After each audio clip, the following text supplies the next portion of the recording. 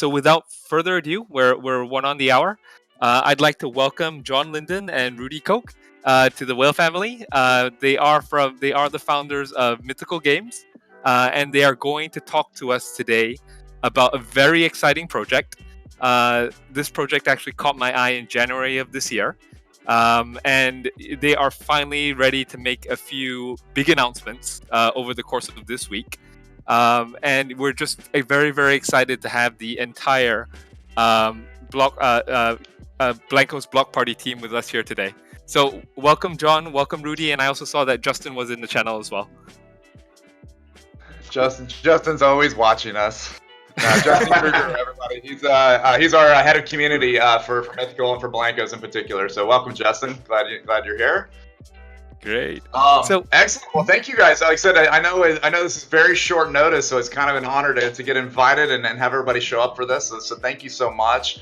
I think what we really want to do today, I think, like I said, we had a great conversation before, Whale Shark and I, and just love to share kind of what we're up to. A little bit about where we've been, because I think where we've been the last couple of years has really kind of informed where we're heading, and then tell you a little bit more about Blankos. So I think we're hitting a big week for us. We're going to be revealing a bunch of things in literally the next 24, 48 hours. And so we'll go through a little of that as well, what we can talk about right now that my marketing team doesn't kill me on.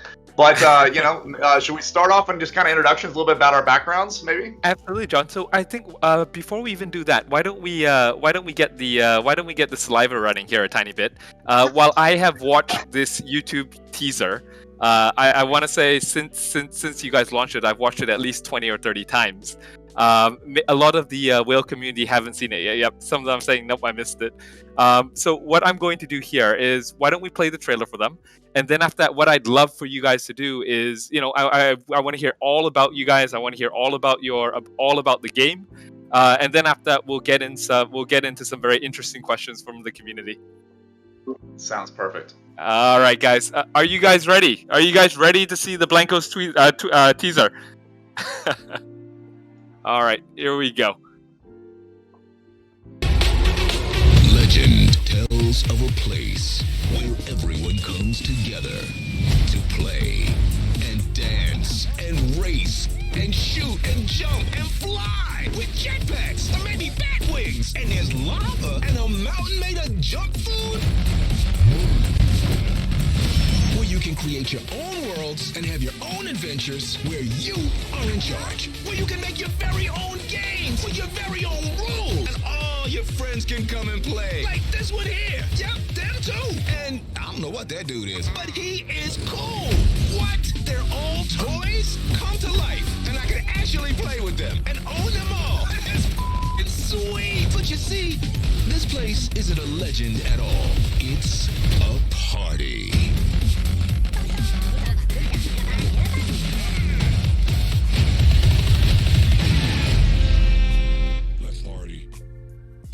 Guys, that is the most epic trailer that I've ever seen in my life. I cannot tell you guys the number of times I've watched it. I cannot tell you how much I love that voiceover. You guys got to give my compliments to the guys that did the voiceover for this trailer for you guys. Awesome, thank you.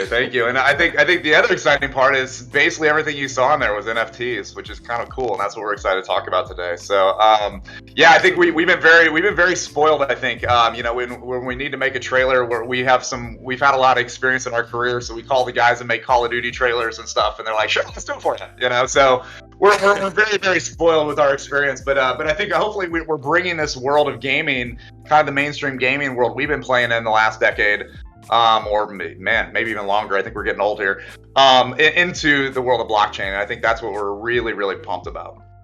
Absolutely, and that actually is a perfect segue. So, before we talk about the game and how it works and what people can expect, I think the community, once again, we love to understand the founders, their background, and I know both of you have a very epic background in the gaming industry, a pedigree that I haven't seen in a very long time in many projects. So, would love to learn more about yourself, John, as well as Rudy. Yeah, definitely. So yeah, I'll get started, and then Rudy can jump on ours. You'll see there's a little bit of an intersection and a merge in our career paths at some point here, which was exciting. But I was this, like I said, I actually had 4 internet companies back in the day. So I started my first company at the age of 19, 1997. So I'm kind of dating myself a little bit, but kind of venture back to 19, which was exciting. So I had four companies I had built and sold, and then honestly, I got into gaming about a little over a decade ago, and so I was a studio head at Activision. So at the time, Activision had 9 game studios that we owned, and I ran one of the 9. I think 5 of the 9 were dedicated to Call of Duty. So we were very heavily Call of Duty studio. We ended up doing a slightly different game called Skylanders Battlecast a little bit later. So right after Hearthstone had come out, yeah, we had this concept of, the digital card games, the TCGs were going great. We wanted to basically take a different franchise around Skylanders and actually do something we call Cards to Life. So that game was kind of Toys to Life, where you bought figures and you could put them on the portal and they come to life in the game. We wanted to do the same thing with cards, which is actually, it's kind of funny if you look back now. It was a way to have a digital or a physical asset securely convert into a digital asset. So it was kind of the basis of kind of some of the early NFT concepts, which we loved. So we put out that game at Activision. Ended up leaving after that game. We wanted to do our own studio, so I started a studio. We merged with another studio called Seismic Games. We did a big game called Marvel Strike Force. Was our biggest game. That game did tremendous numbers. I think it did about $200 million the first year on mobile, which was awesome. And then we did a couple other games there. We ended up selling that company after a couple years to Niantic, the guys that make Pokemon Go. So they bought that company, and honestly, I ended up leaving with the acquisition. Much to John Hankey's, he wasn't super happy with me, I think, on that one. But ended up leaving the deal. I just really had this concept that I've been talking about with others, and Rudy in particular, that we really wanted to explore, and the concept of having ownership brought into mass market games, and that's how we got to Mythical Games. So that's quickly my background. Rudy, you want to share a little bit about yours? You've had some really awesome. Yeah, absolutely. So I've been in. Hi everyone. It's thanks for joining us today. I see some familiar names in chat, which is awesome. So yeah, I've been in games for about over 10 years now, and I started out my career at Disney on a product called Club Penguin, which was an early pioneer of free to play, and it was really fascinating being on the ground floor for what was one of the biggest shifts in how we monetize games. From there, I went and worked at Activision. That's where I met John. We worked together on one of the studios. He was the studio head, and shipped 5 Call of Duty games while I was there. And the Skylanders project was a ton of fun. I mean, I call it a blockchain game before blockchain, because we had basically these cards that you had physical cards where you had 1-to-1 ownership between physical and digital. So I could scan a card with my phone and it would unlock the digital version, and now it was tied to me and no one else could take that card. It was fascinating then for the two of us to go from Skylanders and then years later reconnect on blockchain. There was a lot of the concepts we were thinking, what was this? Back in 2016, we were thinking about some of these concepts. And then from there, from Activision, I went to Blizzard and I worked on the World of Warcraft development team. That was a project I was on for a number of years. It really, I think, primed me for blockchain, because we had some very fascinating economies in World of Warcraft. We had a player-to-player auction housing game that spilled out into the real world in the form of gray markets. People were buying and selling digital World of Warcraft items for real money. And if there are any fans, you will know the name Spectral Tiger, which I think still goes on eBay for about $3,000. So these concepts of NFTs have shown up in games over the last, I would say, few decades in different forms. It's kind of in ways that, in my opinion, have led us to where we are now. And when I stumbled upon blockchain, it was an instant connection for me. Bridging the gap between what blockchain was bringing in terms of the paradigms around economies and NFTs, and how that could work with the games that we've been making. John, Rudy, that is an amazing wealth of not just experience, but just the amazing wealth of a successful track record. As you guys were going through your background and the titles that you guys were heading and working on, you could see just and sorry, I'm looking at the whale chat as we go through these questions. And you had people saying, "I love that game" or "I love that asset." Had one person, XP Wow, said, I've spent over 1,000 on Skylanders, and my ex-wife took them all in a divorce.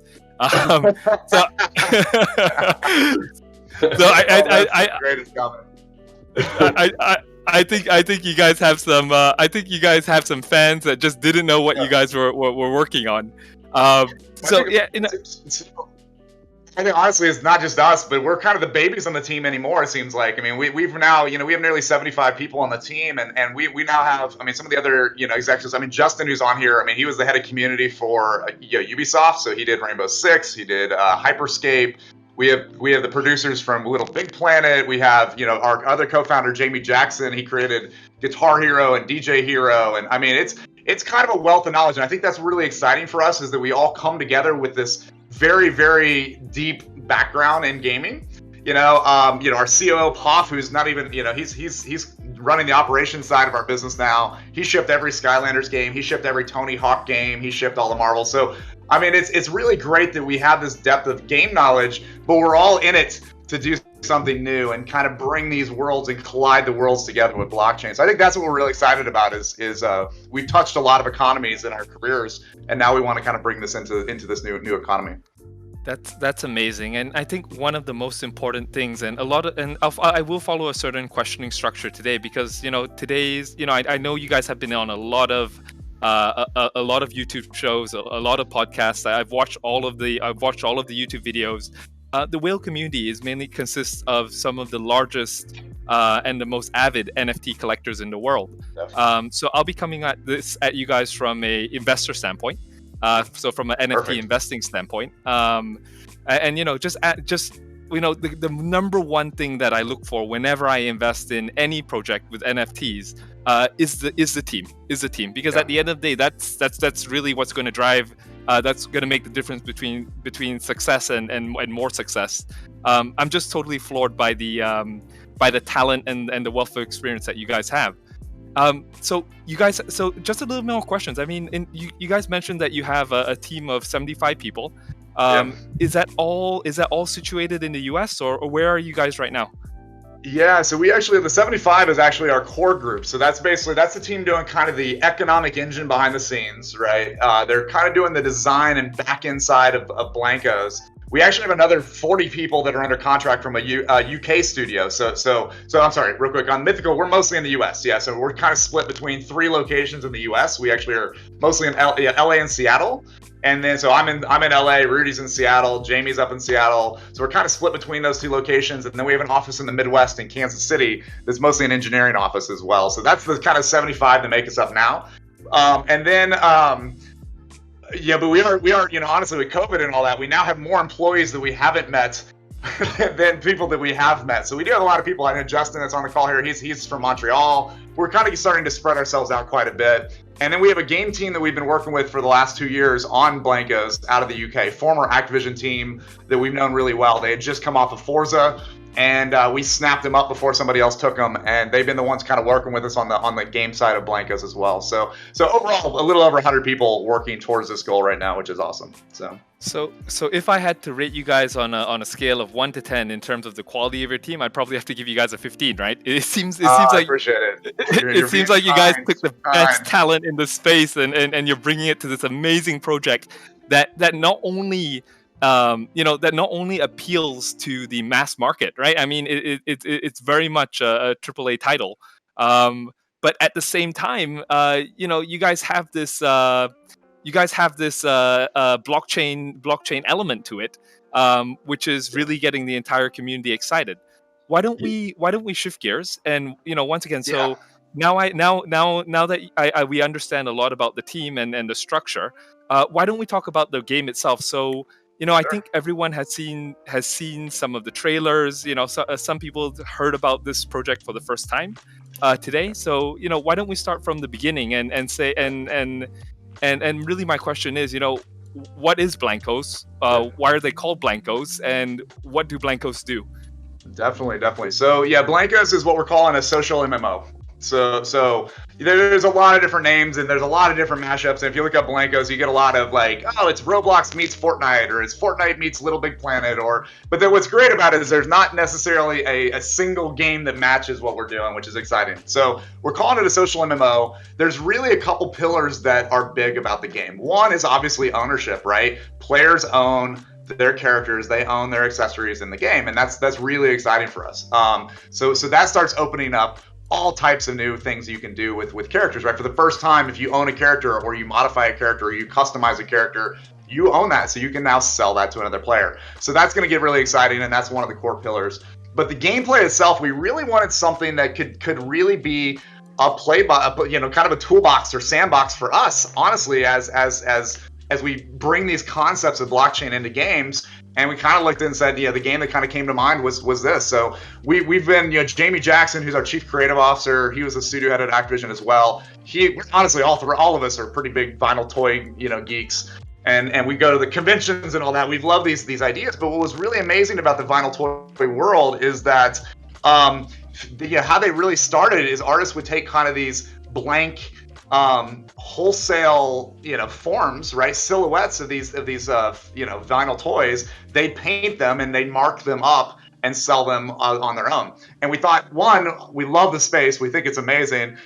There's so much creativity. We wanted to make sure we could bring in tons of artists and brands and all that over time, but also, like I said, it really hit nicely in terms of what we want to do. We wanted people to be able to mark them up, resell them, change them, all that type of stuff over time.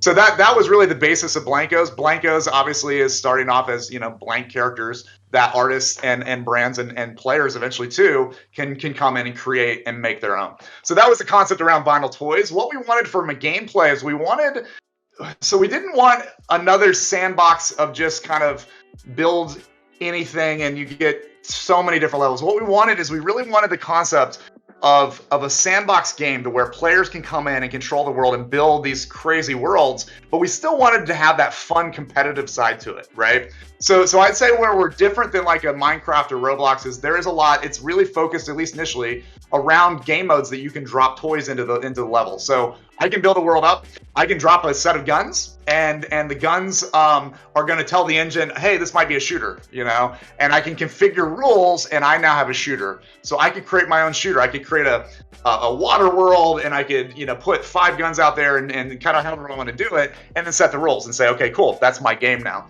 Or I could set up a starting line and a finish line, and the engine's going to be like, oh, this looks like it could be a racing game. And I could set up a racing game. But where it starts getting really fun is you can start mixing these things together, right? To where I can create a racing game and I can drop some guns and I can set rules saying, hey, it's the first one to finish, but it's also the first one to finish. If there's a tie, let's say, that you could have, it's whoever has the most kills, right? So you can start doing custom gameplay based on literally dropping toys and building the world. So that was kind of a key. We really also wanted it. We didn't want you to have to learn scripting or have to learn Lua or some of these other scripting languages that other games do. So you can literally go in with a controller, with a mouse and keyboard, build your worlds, configure your worlds, and publish your worlds out to other players. So that's kind of the world of Blankos. It's really about the collection. It's about the building. It's about the competitive play against each other and see where it goes. And I think for us, it's going to be it's an experiment, right? It's going to be a fun experiment to see all these new techniques that we can do by having these NFTs in the game. And I'll just add to that, like when we look at games, over the last few decades that have had, every big game has had a great market around it, and those were, for the most part, completely accidental. The designers didn't plan for it. They didn't design the economy to support it. It was something that was outside of the ecosystem that, in most cases, were actually a nuisance to the game developers. They didn't get to participate financially or participate in creating an ecosystem for the players. And so, for us, when we were thinking about what would be a suitable sort of inspiration for the game, we were excited about being able to design a game from the ground up to really lean into what we thought was the best of NFTs and the best of blockchain. And so Vinyl Toys was just such a great fit for us because when you look at the vinyl toy physical world, collectability, scarcity, these are things that are woven into the physical vinyl toy world. And we thought would be just make a great fit for blockchain. And so for us, we're being very deliberate about how we design the economy. We're being very deliberate about bringing in the things like scarcity that are really exciting mechanics that we haven't seen in games before, and design a game from the ground up so that it feels like it's part of the experience. We're building a game for millions. This is what we know, mass market games. And so we wanted to make it part of the experience and design an economy around it and a game around it so that every player could participate. And I love that idea. I love the thought. We've talked about having a one-of-one NFT. I know South by Southwest we had one. So imagine what that's like in a game where there's millions of players. Suddenly you have a one-on-one. What does that do? And those are things that get us really excited. And those are the kinds of things we're also excited to design for. That's right. This could be the most epic user generated content platform or game of the new decade, right? I think once again I did watch a lot of the YouTube videos. I saw Jamie talking a lot about how easy it is for people to create those experiences, and one of the things he kept going back to was you can build all of this with no knowledge of coding and not even a keyboard and mouse. You could do it with a controller, right? Yep. That's right. That's exactly right. Yeah, it's all literally been mapped back to a game controller if you want. Again, you don't have to. You can do a keyboard and mouse as well, but so you can kind of see where it goes eventually. We also love to get this game on as many platforms as we can over time, right? And we'll see where that goes. We're starting off on PC. PC is really kind of our focus because there are no rules on PC, right? We can kind of do what we want. And I think that's really, really important as being a platform for creators like yourselves or collectors like yourselves. We want to have that flexibility to do that. So that's why we're starting off on PC. And we will, we'll kind of explore other avenues later, but we definitely wanted to work with both the keyboard and mouse and a game controller. Gotcha. So, dude, again, I think this is wonderful. So the community understands who the team is. They understand what the game is about. Now let's talk about, being an NFT community. I think a lot of the guys are interested in, so you have this AAA title that is geared towards mainstream gaming. Finally, somebody putting the game ahead of the blockchain technology. So tell me a little bit about what aspects of this game actually do rely on the blockchain or NFTs, and how are you looking to drive the community by leveraging that blockchain technology? Yeah, I think, and I'll let Rudy talk through a lot of these because he's kind of our blockchain guru in the company. But I think what I first want to start with is that what's really interesting about when you get into game design around what the concepts of NFTs could be and how it applies to game design, you start getting into this amazing rabbit hole. And that's what you want in gaming, right? The way you kind of think about game design is this palette, like almost like paintbrushes, different paintbrushes, and you're painting your vision, using the paintbrushes you have access to. And I think the concept of what blockchain and NFTs are going to be is a new palette of tools, right? This new set of paintbrushes that game designers can create. So that's the exciting part. And what we think over time is that if we do it well with Blankos, we're going to see a lot of mainstream games that are going to adopt a lot of these principles. And we think that's the most important thing that could happen to the game industry right now, is that we can show off the power of what this means. And by doing that, other game developers will be like, want to bring that technology and that into their big games, right? And we're not talking like new little mom and pop games in indie studios. We're talking like we've had conversations with some of the biggest games in the world, and they're watching this very closely. So that's really exciting to us. And the reason I'm kind of bringing that out is that we can't go fully blockchain heavy, right? And what I mean by that is that you'll see other games where you have to understand private keys and you have to go find cryptocurrency and all that. We wanted to kind of build off of the existing foundation so that the mass market, millions of players will get the concepts of ownership and the concepts of NFTs without really having to understand blockchain, right? And that's been a big focus of ours. And you'll see a lot of that. So for example, the game is transacted in real money. So if I wanted to sell a character, I could go in and say, hey, I want $50 for that character. And no matter where it sells, the players are going to get paid out $50, right? Because they don't need to understand what Ethereum tokens are or what, whatever, what a Bitcoin is necessarily. They just want the functionality. So that being said, so we are building on blockchain. I'll let Rudy kind of explain how we're doing it and kind of how we're bringing it out. And we are bringing it out slowly to bring to the masses, but we do want to make sure we're doing it correctly so that the mass market truly gets the concepts. So Rudy, you want to take it from here? Yeah, absolutely. So to drill in, I mean, my time at Club Penguin and the sort of the beginning of free to play, it was clear to me when I looked at blockchain that the paradigms that it was introducing were going to be industry shaping. We really, as a team, believe in what blockchain offers, what NFTs can do, and so that's from an economic perspective, and so that's the area that we're leaning into. Everything in the game that you could collect. I know there was a question in chat about how do you get NFTs? You would get them in a way you would in any other game. You're collecting items. If you played any free-to-play game, you're going to be able to collect items in the same way you do in any other game. The difference is that these items will be tokenized as NFTs using our DGoods standard on the blockchain, and from there, that allows us to work on and introduce some really interesting and new and innovative economic ideas. So, I mentioned gray markets, for example. They've existed in games since the 90s. Every major game has had gray markets. You can name them. And World of Warcraft was the gray markets were huge. As recent as Animal Crossing had huge real money gray markets. And so, to John's point, the industry's watching us because they've seen that too. We've seen it.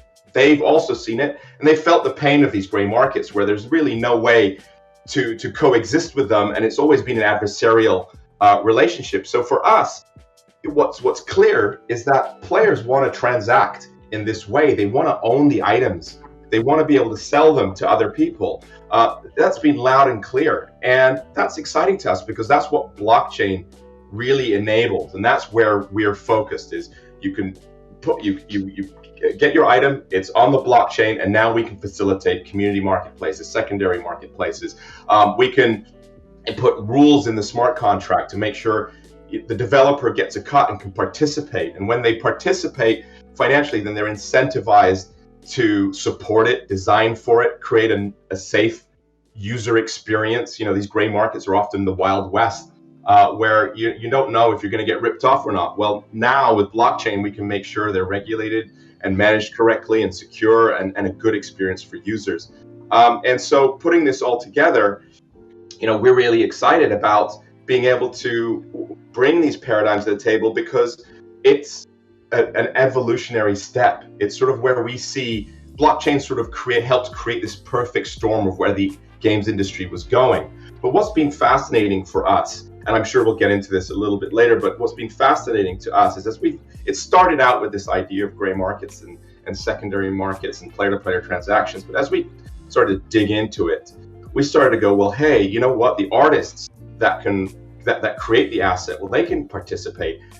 The brands that get involved, they can participate too. The influencers, the esports teams, they can all participate. And so now what we've got is this sort of concept of an incredibly inclusive economic ecosystem that we can build into the game, where we can bring multiple, all these different entertainment ecosystems and bring them together and create new revenue opportunities for everyone, and also allow players to get involved in that. We've seen, especially over the last 10 years, gamers just becoming much more sophisticated. They became streamers and content creators with YouTube and Twitch, right? They became fans and pro players with esports. Players are getting involved, they're sophisticated, and they're making money. They're building businesses around the games industry. And so we believe that blockchain NFTs, to go back to what I said at the beginning, is a major shift. It's going to be a major shift for the industry. And, players we expect enterprising players to come in and make money, build businesses, just like we've been seeing that trend over the last 10 years. So that's awesome. What we're basically doing is we're using this side chain. So we get a lot of people say, "Hey, you're an EOS shop," and we are to some degree. I mean, we love Galaxy. They're one of our major investors. We love the concepts that they start off with the EOS.io. So we are using EOS.io as a side chain, right? It's our private side chain inside the game. It's kind of like the agent of record, a record of a, the agency of record, let's say. So the game reads from that, and that controls where those assets live. We then can build layers on top of that to really connect those back into multiple places, right? So a character can sell in the game. It could sell in a third-party marketplace. So imagine it could sell down the road in like an Amazon type environment or something like that, which gets really exciting and suddenly creating liquidity for players. And then we can connect to multiple mainnets over time as well. And we'll be rolling those out kind of piece by piece. But it will start, everything will be tokenized from the very, very first purchase, which is exciting. So literally these founder packs we're going to be announcing very, very soon here. We'll talk about that more in a second. They're all written to our chain from day one. They're all numbered. They're all serially numbered like an asset would be. If I come in and I buy the first one, I have number one. You come in and buy the second one, you have number two. They are sitting on our chain and they are tokenized. We are basically keeping custodial access to that currently.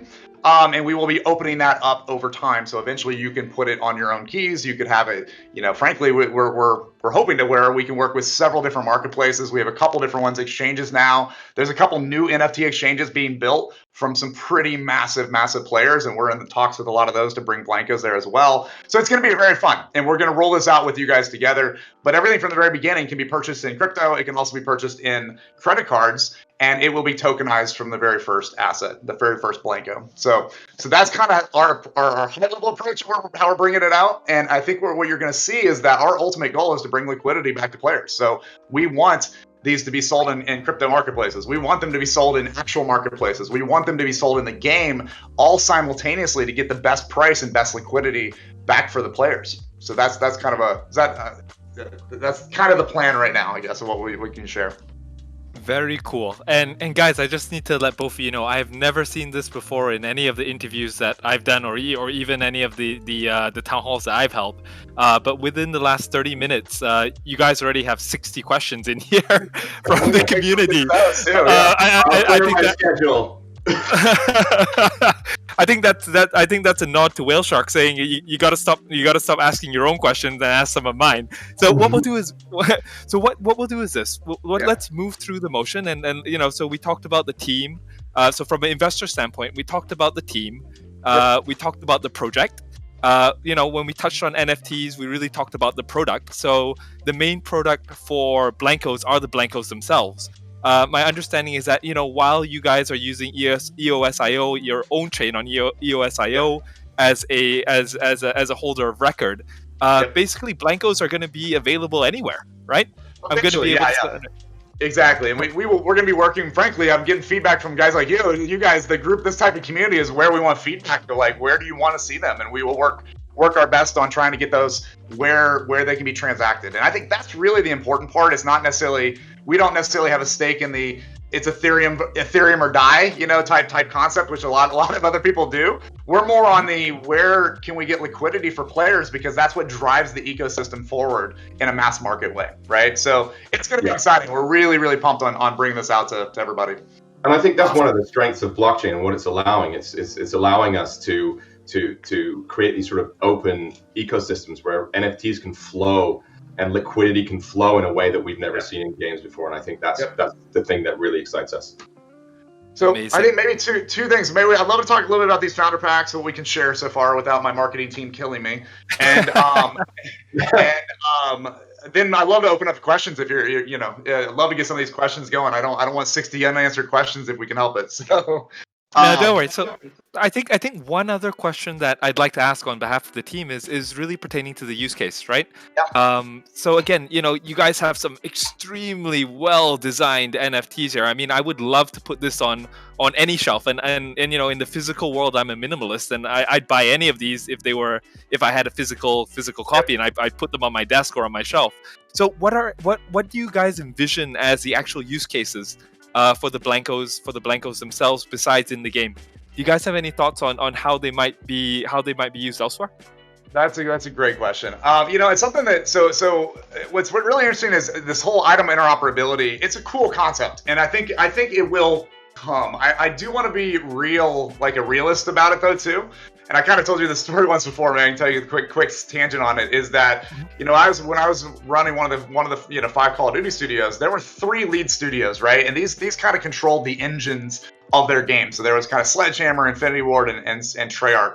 and they each had their own Call of Duty engine. They all started off the same engine, but they kind of diverted a little bit over time. And honestly, in the same franchise of Call of Duty, we had a hard time bringing a soldier from a Treyarch version of the game into an Infinity Ward version of the game, right? That was challenging to do. There's a lot of technical components to it between poly count, optimization, and lighting, and how the materials are set up, and LODs, and all that type of stuff. And I think that the concern I have is the idea of, oh, I'm going to bring a CryptoKitty into Blankos. Well, it's not going to work. The assets aren't going to work there yet. Bringing Blankos into a sandbox game, that's not necessarily going to work because the engines aren't quite there yet. Will we get there? I think we will. And I think what we're going to see is we'll see some limited tests to where there's actually developers working together, to kind of do some of that. I think that's going to be really exciting. But I do want to make sure we keep in mind there is a technical issue there. For a vinyl toy character to look like a vinyl toy, it's not just the 3D mesh and the materials. It's also what's called shaders. It's how you bounce light off the characters. There's a lot of different parameters to make it look like vinyl toys. And to just pick that up and put it in another game, it's not going to necessarily look the same. And I think that's concerning and something we'll have to figure out over time as a community on how to make that better. Now, that said, they are out there, and we love to have them in third-party galleries, as an example. We can put them out. One thing we're doing is we have a format called D-Goods that we're going to be writing these to, which is backwards compatible with 721 and things like that.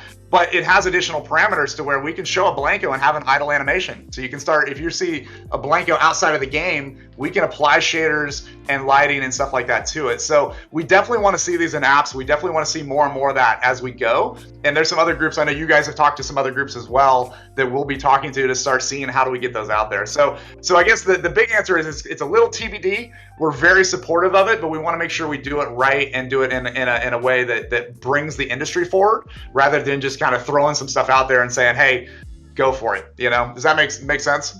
Absolutely, and that's a very wise way to approach it as well. Again, when I'm looking at this, and actually we're hitting the next thing that you were about to talk about. John, I had 20 people ask, and I know that we're going to get into the details here. Where and when do we get the founder packs? Yeah, so here's what I'll say. They're going to be announced in the next, I'd say, day or two. So I'm going to limit it down to that. We will basically be shedding some more information in the next couple days. So we're that close now. I don't want to give the exact date because I don't have a marketing team that's going to kill me. And again, and you got to remember, like things like this and games like this, there's a lot of coordination. So it's not as easy as just saying, hey, here's where it's at. We have a lot of partners that are going to be promoting this and stuff as well. So it will be we are down to the last few days where we'll be doing the founder packs. Founder packs will be available on blankos.com. We will send out, I would suggest everybody go on blankos.com, get an account ahead of time. You do have to have a mythical account. That's kind of how we do the custodial arrangement on the blockchain, right? Is it's tied back to your mythical account. Free account, you can go do that right now. It'll also get you a username that you'll use in the Blankos game.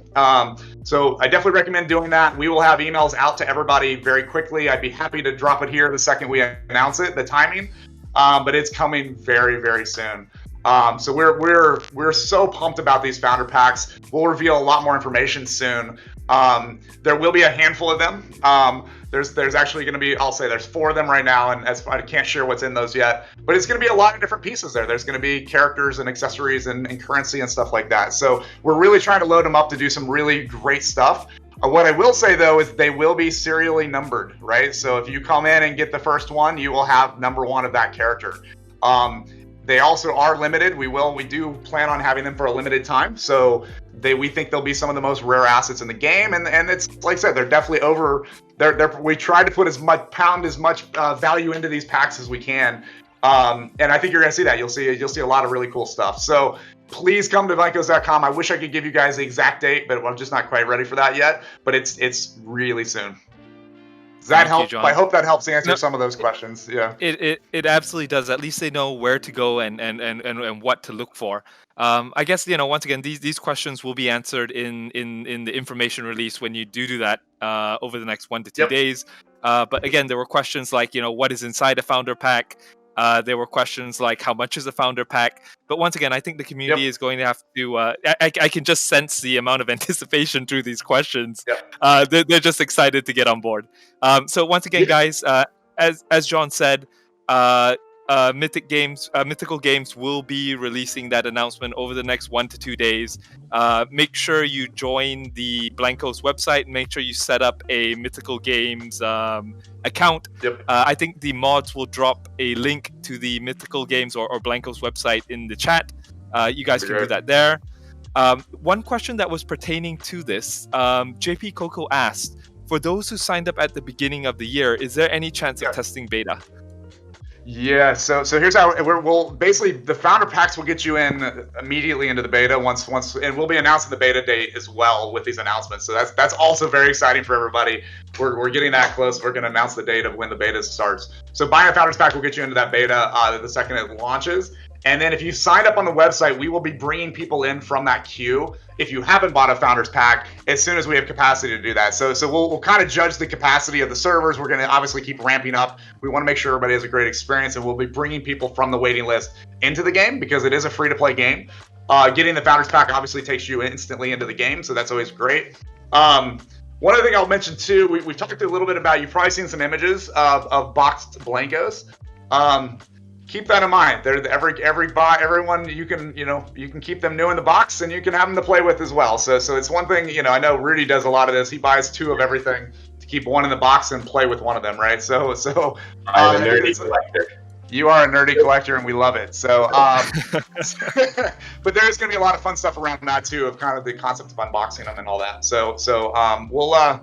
Like I said, there'll be a lot of information hitting, and yeah, I'd love to, if you guys don't mind, we'll definitely hit all that information into your channel too, if you guys are interested. We don't want to spam your channel, obviously, but if you're willing for a shameless plug when we announce them, we are happy to put them in. So, John, you tell people that you can leave them unboxed, or you can box them. I'll have the Will committee asking me to buy 20 of each, so that we keep 20, so that we can keep 20 boxed and 20 to play. There'll be reasons to have more than one over time for sure. Again, you're not necessary. It is a free-to-play game. We're not trying to hoard people, but for the collectors and the creators and things like that, there could be some benefits to having more than one for sure. So I'll be buying a pair of them myself. So I'm also expecting one of you guys to break our servers with your purchase. So I think we do that with quite a few projects sometimes. Yes, I think you guys do. Yeah, go ahead. Sorry. No, go ahead. I'm sorry. So just, once again, I'm grouping up all these questions because, one of the mods, so we have Gian feeding all these questions to me, and they're coming in, they're coming in fast and furiously. Sure. I do believe that you touched on this already, but we have 2 questions pertaining to how to purchase. From Gian, he says, which currencies are you going to be accepting? And Jeff from Terra Virtua asks, will Founders Packs only be available to purchase with EOS or other payment options? So just reiterating what you guys said just now. Yeah.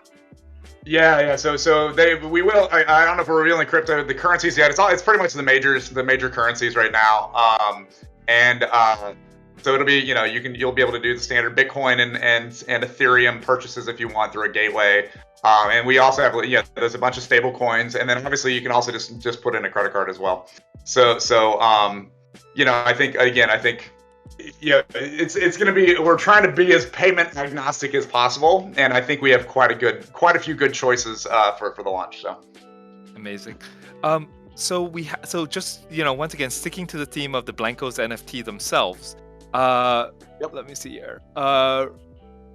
Sorry, you guys have so many questions here that I just have to. It's an endless scroll for me. No worries, rapid fire, and we'll keep going. So Richard asks, what are your plans for inviting digital artists to come in and create their own Blankos? And how do you plan on balancing curation versus community development? That is a wonderful question. So it's really interesting. I mean, honestly, we have a 3D editing tool we've built called the Mythical Studio right now. And our artists around the world that are doing these are using our tool, and they're able to make these layers and do all the types of stuff. And there's some other technical parameters there that we haven't quite talked about yet in terms of why there's layers and stuff like that. But they can use a tool to do that. So there's a possibility we could open that up to players, and players could bring their own into the game at some point. The reason we're not doing that is we talk to a lot of brands and a lot of artists, and we did have a lot of people saying, hey, this is so amazing but try and bring in hundreds versus millions, because we could very quickly have kind of this UGC overload. And so that's where we've really kind of started off. We are bringing in artists. We plan on swapping out artists very, very often. But there will be, you will see more and more and more opportunities in the game. Some of them will be game driven. So, the ability to customize, add accessories, maybe even change up your Blankos look and feel a little bit will be done in the game by players. And we will have more and more artists kind of join that world. And then, like I said, we actually have goals to where maybe you guys could create your own world. You guys could have your own, whale hangout that you guys play in, and maybe you have your own whale store over time, right? So that's kind of where we're heading with the game. And again, the way we think about this is, we got a lot of flack about put out the game. It's been 2 years. One, it's been a little less than 2 years for us, which is good. That we've been able to knock out a game like this, but it is a first version, right? We're very, very proud of this first version, but we have so many plans we keep wanting to add. And I think you're going to see new features every couple months come out once we're out, and that's our goal, that you'll see more ways to sell, more ways to play, more ways to create, and we're going to use a lot of feedback. So again, like I said, I'm hoping to see at some point we'll see a whale hub and whale community in your own little world within Blankos that you guys can do more and more and more over time. So that's kind of our view, but we are starting off a little curated, and we will be adding. If there are awesome artists out there, please reach out to us though. We're always happy to talk to new artists and bring more artists in the loop. And I'll just add to that, if you've been following us on Twitter, we've announced some of our early artist collaborations. We've been working with some extremely well-known artists in the vinyl toy space. Pete Fowler, for example, is considered one of the godfathers of vinyl toy. And they've been as excited as us to try out NFTs and create this new economy. You might see some of those artists show up in the Founders Packs too. So we're excited for that. Yeah, we're very lucky too. We're literally getting to talk to artists that are our favorites, and some of them, I know we were talking to one pop culture artist who's very, very famous, and we're like, Jamie Jackson has one of his paintings on the wall. It's like his prized possession, and we're talking to artists like this, and they're like, hell yeah, I want to make a Blanko. So there's going to be really, really awesome bringing more and more of this artists that haven't ever played in gaming into the gaming ecosystem. And we can look at things, crypto artists and brands and esports teams and influencers all bringing their own characters over time too. So it's going to be a lot of fun. I think that's amazing that you guys are, once again, creating a platform not only for people to socialize, not only for people to play, but a platform for people to earn, right? Being the whale community being, I think we're about 50-50 in terms of collectors and creators. John, opening that door, I think you might get a couple of DMs pretty soon. Sounds good. But given that, I think that question also leads into the, besides the NFTs or besides the Blankos themselves, we also got a lot of questions on the actual gameplay and the building of the levels. So question from Ken Wolf asked, will players have the option to download maps created by other players? So I'm assuming, will players have the ability to enter levels created by other players? Without question, yeah. So basically, you can come out, you can create a level, you can go and build your heart's content. You can play level yourself. You can invite your friends to kind of test that level, and then you can publish it out to the community. And you might even see the top levels every month or every week or whatever the time period is, might end up getting super, super rare items as well for being a top builder. So we really want to have this loop of rewarding builders, rewarding players, and rewarding collectors, right? I think it's all three of those that we think we can kind of bring this meta loop together in a gaming environment, and everybody wins. So it's going to be, it's like I said, it's very interesting. We did a small alpha test, not massive, in the summer.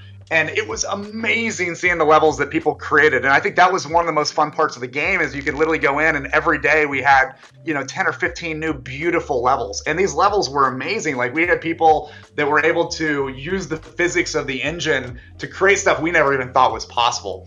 Like one example is there was a guy that created a level called Gravity Rush. And what they did is they took these big air fans, right? So think of a gigantic industrial fan. It's one of the assets in the game that if you step on it, the physics is going to shoot you up in the air. So what he did is he overlaid them perfectly in this beautiful pattern, and then put it inside an arena, and then put fans also on the walls. And what would happen is it was like this crazy air shooter to where you're constantly hovering up and down. And it was very challenging, but it was really, really cool, right? So that just came out of nowhere, and we, you log into the game, and suddenly there's this new level everybody's playing, and it was such a fun experience. And again, you see this in other games like Roblox, but for kids, but I think what we're doing is we're doing it on the shooter level. And I think the other thing that blew our mind, honestly, is being from the Call of Duty franchise, right, is there's a lot of science, frankly, that goes into these levels, right? Kind of a traditional 3-lane path for a shooting level is really it's a very common field. There's kind of the busy lane down the middle, and then the side lanes and spawn points and all that. It was amazing watching like players come into the beta or into the alpha and create really well thought out shooting levels, right? And so it's going to be a lot of fun, and there's a lot of really great stuff that happens. Somebody created this hide and seek game, and there's going to be kind of endless amounts of content. And we've been spending a lot of time and a lot of kind of effort around machine learning and taking things like what TikTok has done really well and getting content out there. So we're really focused on trying to make sure if you spend the time building, players will come, right? And then from there, it kind of comes down to how great of a level you build. But it's really fun to watch just from the game perspective alone, and I think that's kind of the goal, is that if we can have an amazing game that millions of players just want to play, then the NFT stuff all becomes really fascinating, right? Because now you have real utility with potentially tens of millions of players down the road in this community that could become amazing, right? And that was our goal. That was our goal of putting out this game, is to get a real game into the market that we can, learn from and experiment with folks like you. Perfect. Again, talking about the development of this game, we do have a question from Alan Falcon. He asks, and once again, I think he's looking, again, it's a specific question, but also maybe you can talk to us a little bit about your inspiration for this. He asks, have you experimented with blockchain world builders like CryptoVoxels or DCL? What have you learned from them? Yep. So we have, we started this pretty early. So we did start this, nearly 2 years ago, right? So they were at the budding cusp of ideas themselves. I think we've been watching this. I mean, honestly, we've evaluated everything from, like I said, one of our guys was the EP on Little Big Planet, which did a lot of world building. So we've really kind of pulled it, I'd say, more from the traditional gaming world than from the crypto world. Now, that said, I think there's some really beautiful concepts of Decentraland and Splinterland, all these different ones now. Sandbox is doing some cool stuff. We are not doing land ownership right now. Then maybe it's something we do down the road. That's just not something we felt the consumers, the non-blockchain consumer would fully understand yet. So it's like, no, you just build your own world. Just go for it. You don't have to buy a world yet. It's really kind of focused around that. So we definitely looked at these other economies. I think there's some amazing concepts out there. And honestly, Rudy and I talk about this all the time. There's concepts you guys are doing, right, with your whale token and stuff that we're like, shit, that could be really, really amazing concept in a social construct, right, within a video game at some point. So I think we're gonna be lifting more and more ideas as we go, and frankly, in a second game down the road or whatever. But I think we really want to make sure we've based it around what will get the common consumer, the average game player right now, playing in this world, because I think that's the most important thing. Honestly, I think it's our most important contribution we could bring back to the blockchain community, is getting million or 2 million or 3 million players into a world that does have NFTs powering it, right? I think that's our main goal with this first game. Yeah, and you nailed it there. I mean, those are the problems we're trying to solve. Is how do you, I'll just say it's been really fun watching all of these concepts come to life and watching these teams push and pull on blockchain in all these different ways. We're definitely watching. But again, what John said is we come at it from the mass market game perspective. We look at all of these things from how do we get this in front of mainstream users, and then also how do we make sure that the concepts scale and the economy stays strong and liquid when you're talking about a game that has several million players in it. Fantastic. Again, there's a lot of questions pertaining to this aspect of integration, of blockchain integration particularly. I do have a question from Spaze. I love that nickname. Spaze asks, has someone asked about getting the masses into the game easier? And I know that you guys have touched this in a tiny bit throughout this interview, but how do you plan to help the general populace ease themselves into the blockchain part of the game? Yeah, that's a great point. So here's the way I kind of view it overall. I think how we kind of design some of this is like I said, we came from the free-to-play world, right? And if you look at free-to-play games, 95% of the free-to-play players never touch the commerce side of the game, right? Only 5 out of 100 players will ever make a purchase or kind of go through that. So, but it makes up literally hundreds of millions of dollars for particular mobile games, right? So it's really kind of amazing how that works. So where 95% never touch it, they just play the game. We kind of think that's going to be the same thing, at least initially, is that 95 out of 100 players that play Blankos are probably just going to play the game. They're going to pick it up, they're going to start building, they're going to play with their friends, they're going to collect and stuff like that. They're not going to think about the resellability, the how do I create assets, or how do I price out assets, or where should I collect, and what types of items should I collect and resell down the road, and when should I sell them again, and all that. We think that's going to be kind of that 5% to start with. And so what we're going to be doing is we will be doing kind of a more traditional piece to where a player can come in and they can become a Blankos seller, right? And we'll be releasing more information on that a little bit later, but basically you can come in and be a seller, and there are some checks we have to do, right? One thing we kind of came up with a principle, and I hope everybody can appreciate this, but we love games. We don't love games enough to go to jail over. So what I mean by that is that we wanted to make sure we are following regulations, right, and things like that. And there are regulations out there. Like one common one, frankly, is that, and I think blockchain games that do this right now could be in a world of hurt down the road, is that loot boxes are, if you basically allow a consumer with real money to buy a loot box that gives you a random chance offering that you can then resell the outcome of that random chance, that's gambling in pretty much every country in the world, right? So we're staying away from concepts like that, and there are some checks we have to pass, right, to make sure that, one, that this is a long-term game and it doesn't get shut down, and two, everybody's protected, right? So we're not laundering money, and people are not laundering money through the game, stuff like that, right? So that's the first step. So you basically will sign up to become a Blankos seller. At that point, you'll basically get paid in real currency. If you want to become an advanced seller or something like that, which we'll talk about, that'll be a little bit different process to where you kind of sync up and then you take ownership of the Blankos with your keys. We're working through exactly how to do that and how to protect everybody, but we are working through those concepts. And someone in chat is saying, so you're saying no loot boxes, and the answer is yes, that's exactly what we're saying. We're not doing loot boxes. Yeah. Loot boxes in traditional games have been very divisive.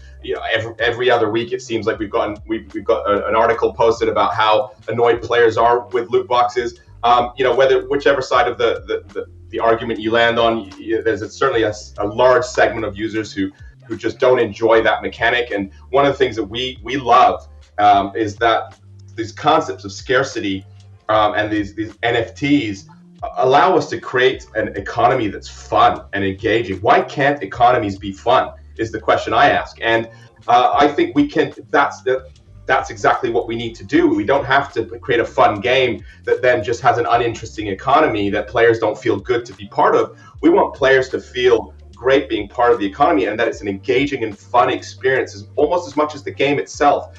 And what I expect from that to happen is that we'll see more participation. It'll be much more inclusive. It'll be an economy that players feel like they want to be a part of. And so we'll see much more engagement with it. And I think I love the idea of being down the road where we have the crypto enthusiasts and people who are NFT gurus being in the same economy as mainstream, the horde of mainstream gamers, all excited to participate in the same economy. Yeah, and I think that's where it gets exciting, is when you add real utility of millions of consumers to an economy that is NFT backed. That's where I think the power of what gaming brings to the table is going to be. You will see one of a kind items from time to time. You will see small runs of items. You'll see a bigger runs of items, right? And I think they're all going to have different value for different reasons. And that's going to be a really interesting part to track, right? And see, where does it go? And I think there'll be a lot of people that'll be tracking a lot of different aspects of what are the quests that are in the game right now? What's the theme of the season? How is this working? How do I need these type of Blankos to do that? And there'll be kind of some value that's created over time with that, in addition to just scarcity over time as well. I will say I can't tell the feature exactly yet, but there's concepts we've shown before called blending. We showed it in some of our early trailers, but there's concepts to where you can mix two Blankos together, right? And that becomes really interesting around scarcity, right? Is that supply could end up going down over time. And so if you're holding one of the originals and you hold it for 2 years, there might be a lot fewer of them 2 years later than there was when you purchased it, right? So those are the type of game design mechanics that we're exploring and we're excited about, and things that we think are going to move the needle. more so than just having a one-of-a-kind item, which obviously will always be incredible to have. But again, I think having even one of 5,000 or one of 10,000, if there's 4 million players, that's going to be equally awesome. So. Answered very well. And guys, I do want to be, once again, I do want to be conscious of your time, because I know that both of you must be extremely busy with the imminent launch of these announcements. Do you guys have a couple more minutes for a couple more questions? I got another 10, 15 minutes if you guys need.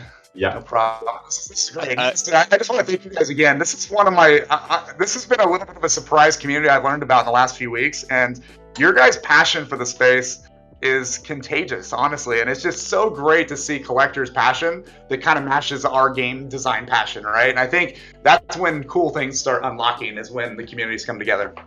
So, John, Rudy, when you guys answer these questions, we can hear the passion, and we can hear the excitement that you have around this project. It's infectious. It's infectious. I've never, again, I think you guys broke the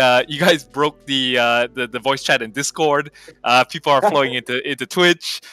You guys broke my DM with the number of questions you guys are getting. I think there's genuine excitement about this project, and again, that's why when I was speaking with John earlier this morning, and we together we decide, hey, this has got to happen. Yeah, I'm so glad it did.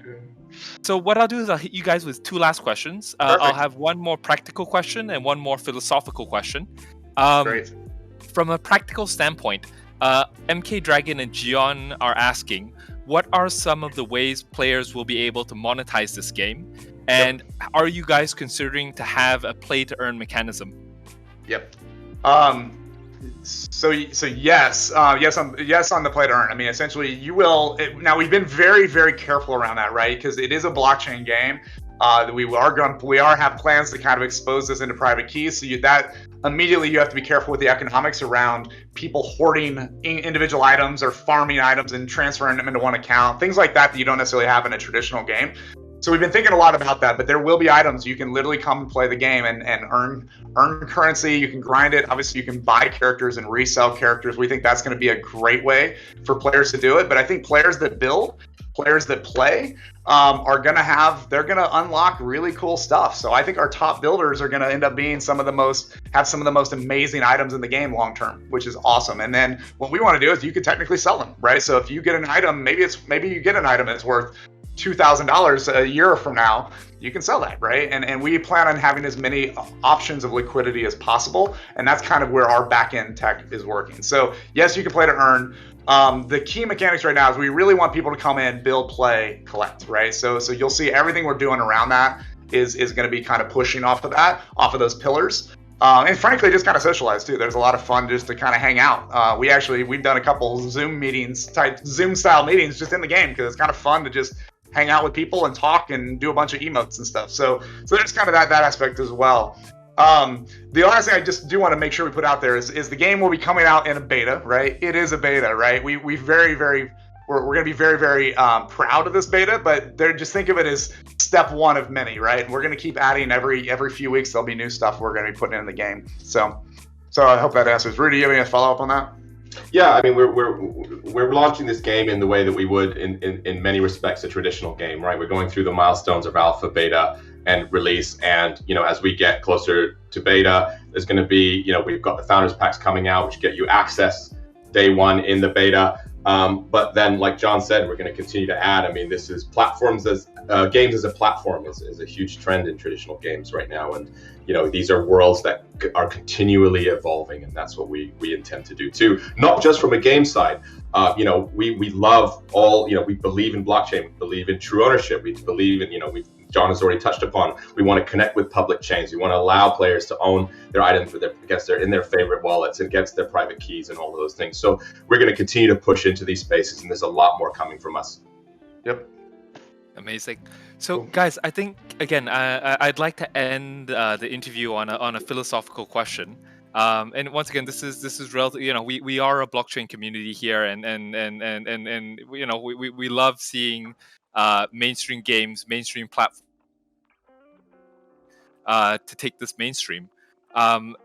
I will allow Alan Falcon to have the last question, and once again, this guy's epic. Once we announced that we were going to be having a live stream with you guys, he was in immediately. And I think, once again, feel free to extrapolate beyond this. He asks, how do you deal with the platform gatekeepers who seem to be afraid of the interoperability and openness of blockchain? And spinning from myself, additional question. I mean, being a mainstream game studio, how do you see mainstream gaming adopting NFTs in the future? That's a great question. Honestly, it's an ongoing challenge. We are, we luckily we've worked with pretty much every platform out there, from mobile to console to PC. We know a lot of the people in the industry. We've gone out drinking with a lot of these people at conferences, which always helps amazingly.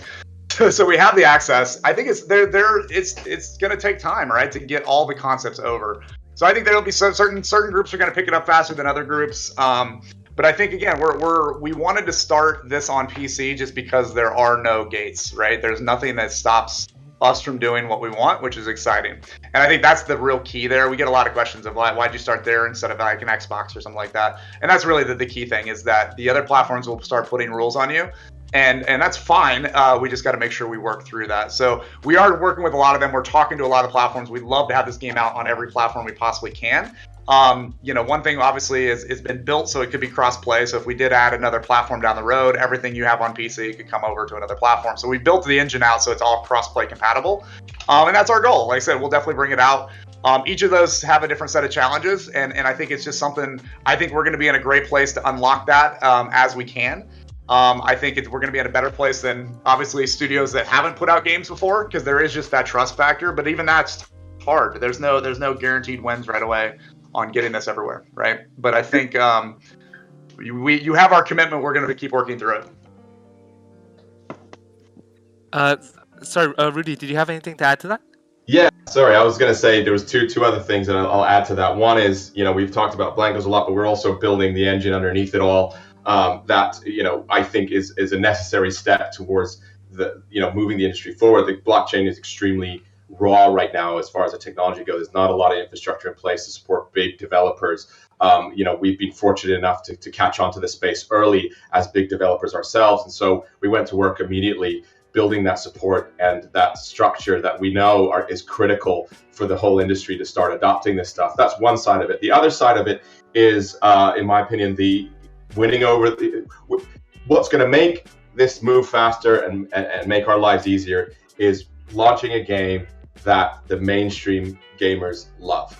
If we have their support, some of this stuff will move a lot quicker. And that's really why we are starting where we're starting, why we put the emphasis on creating a great game first, because once we win that crowd over, then that also helps our cause when we're talking to other developers. I think that is the absolute philosophy and principles that many platform developers and many game developers in the space do need to take. At the end of the day, it's the technology is an enabler, right? The focus needs to be on the gameplay. The focus needs to be on the community. The focus needs to be on creating a good game, rather than a game that is enabled by the best technology. So I think you guys are spot on. Awesome. Again, conscious of both of your guys' time. I know you guys do have some very epic announcements that you guys will be making over the next 1 to 2 days. I think over the last 1 hour and 10 minutes, you have found that if we do have a packed voice chat, so you can count another 100 to 200 more fans of Blankos Block Party. I do imagine that we will all be crowding into your Discord as well as into your website. As well as all signing up for Mythical Game accounts. John, Rudy, thank you so much. Thank you so much for being here with us today. I think the community not only learned a lot about the project, but we learned a lot about how do you create a Class A project in the space. So thank you so much for taking out the time to do this with us. Thank you guys, and honestly, like I said, we're all in this together. I think what you guys are doing, from the collecting side and the investing side and the creation side, is why we're doing this as well, right? So I think anything we could help out with, let us know. We're here to be we're here to help as we can. And like I said, any support from you guys is so appreciated. And we'll definitely let you know the second these packs go on sale. But it's coming quickly. Love to have you guys in. Good luck, guys, and we will see you at the Founder Pack drop. Thank you so much again. All right. John, Rudy, Justin, thank you so much. All right. Take care. Everyone. We'll speak soon. Bye-bye. Thank you.